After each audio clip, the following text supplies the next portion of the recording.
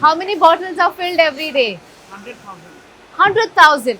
Oh my God. Guys, this is one of UAE's biggest perfume factory, which is spread across 1,50,000 square feet. And here, 100,000 bottles are filled every single day, making it the biggest production unit in the Middle East. This is Ajmal's perfume factory in Dubai.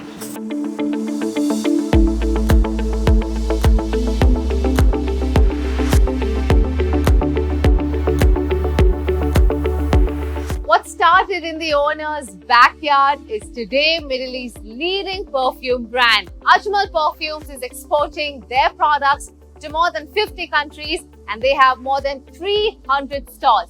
We've been given special access to their manufacturing unit to see how the magic of fragrance is created. Let's go.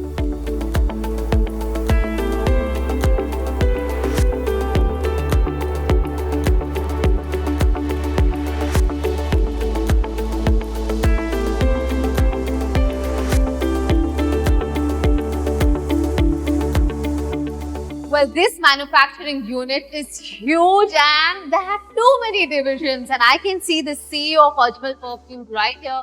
Let me go meet him and ask him what goes behind making a perfume. Hello, Abdullah. Hey, how are you? Good, how are you? Good to see you here. Thank you so much for giving us access to this manufacturing Not at all. unit. It's my pleasure. But it's huge and Thank a you. bit difficult to comprehend. Okay. So what's happening here? What goes behind making a perfume? So it's not actually that complicated. I know the machines make it a little daunting. Basically, we take all the raw materials in their oil form and we put them into this, what we call maturation. Basically, they're being stirred so that they mix completely, so the chemical composition blends. After this, we take it to the other room where we will go and I'll show you what happens next. Wow, so how many rooms are there and how is the division really happening here? In terms of actual manufacturing, this is where you manufacture the oil. Then the other one is where you put the alcohol and water to make it the EDP, EDT. And then there is another room where the filling, and we're going to go there and see it. Wow, okay, then let's go.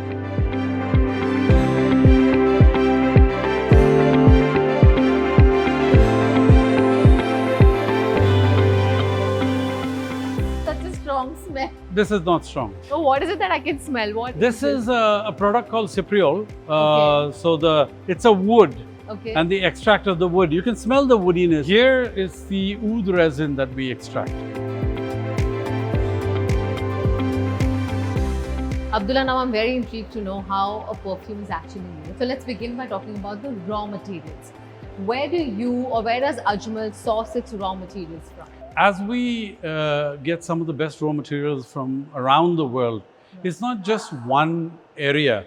It is places like Europe, Southeast Asia, India, obviously. This is where our absolute differentiation is, that we are absolutely vertically integrated. What that means is that we also grow our own raw materials. In my knowledge, there is no other company in the world that does this. People have factories, they have shops, they have distribution, but we go one step behind that as well. The raw materials come from all over the world, but they're sourced at the best possible places. So when you say you grow your own raw materials, tell me, where do you source these fragrances from? Is it usually the wood? It can be petals, such as roses and jasmine. It can be woods, okay? It can be roots. It can be leaves. It depends on the plant or the source where the oil will come from. And we all know essential oils, right? Yes. Any oil that comes from any of these is an essential oil, okay? And when these essential oils are put in a mixture, a concoction, that's the one that we saw earlier. That is the actual perfume, the origin, the oil itself. And then we will be going into the room where the oil is then converted into what we know as perfume or EDP, EDT, where basically the oil is mixed with alcohol and water. Okay. So let's have a look.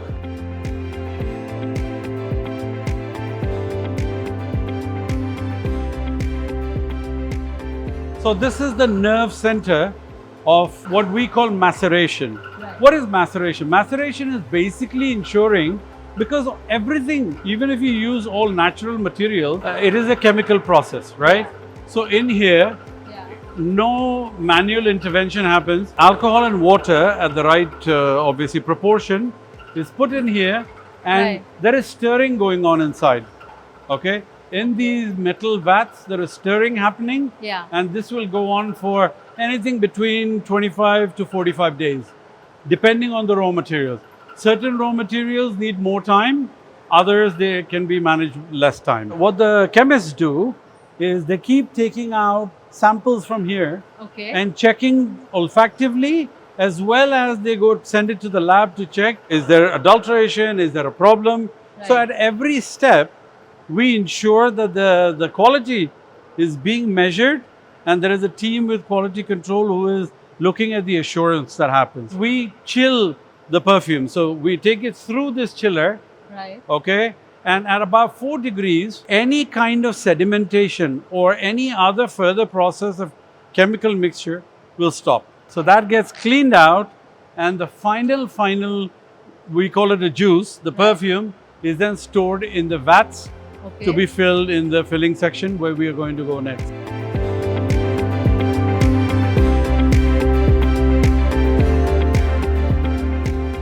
I can see a lot of men and machines here. So what's happening here? So this is the filling plant, and let me Okay. just quickly take you through Right. how it works, right? This is where the bottle is placed inside the puck to Okay. hold it in place, because as we move through the filling machine, you'll see the different processes that happen. The first thing that happens is the cleaning. If you can see, the bottle is turned upside down. Yeah. A gush of water is sprayed on the top so that it cleans it from inside. And then another area, we put pump in air so that Okay. the water residue comes out and it dries, and there is nothing else left in there. Right. Because you don't want dust to be Yeah. settled in there. Now we continue this way. The bottle is cleaned, it is dried. It now goes on to the filling area. Now in the filling area, it is all pre-set. If it's a 50 ml, is it a 70 ml, is it 100 ml? As you can see, this is where the perfume is actually being filled in the bottle. These are big pumps, as you would know, we call them actuators, and they would individually, manually put the actuator on the bottle. It moves forward, and the actuator is then pushed into place over here. Right. Now, many other bottles, they also have a collar. Yeah. This one doesn't, so there is no need for it. We move forward, and they put the cap and the collar together. And there are different designs. So with every design, the process will slightly change here and there. And that gets stamped in place. Now from here you can see it is being pumped in place. Right. Wow, this is so fascinating. It's a great industry, I have to tell you. And the different thing about our factory is that most of these procedures can actually be automated. Right. But we don't, because we believe in having employees so that there is more households that can get income Yeah. as well. I want to know, how was it back in the day when your grandfather started this? These machines didn't exist, No, they but the didn't. business has expanded so much over the years. How did the invention of this happen, and how was perfume packing back in the day, and also making? This kind of happened more about 25 odd years ago. Okay, we had a small plant, we were doing the same thing, but in a very, very small scale. In my grandfather's time, there was no alcoholic perfumes. So there were concentrates like what people call attar. Right. People have this thing, "Arey, ye to attar hai." Every perfume starts off as an attar. Only when it's mixed with alcohol and water, it becomes an EDT, EDP, what have you. So in his days, there was no sprays.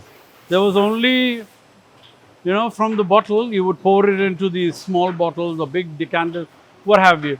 That's how it was. Then came the time for my father and uncles, where they then invested in small machinery, because there was some demand for these sprays. Yeah. But there were not that many. Yeah.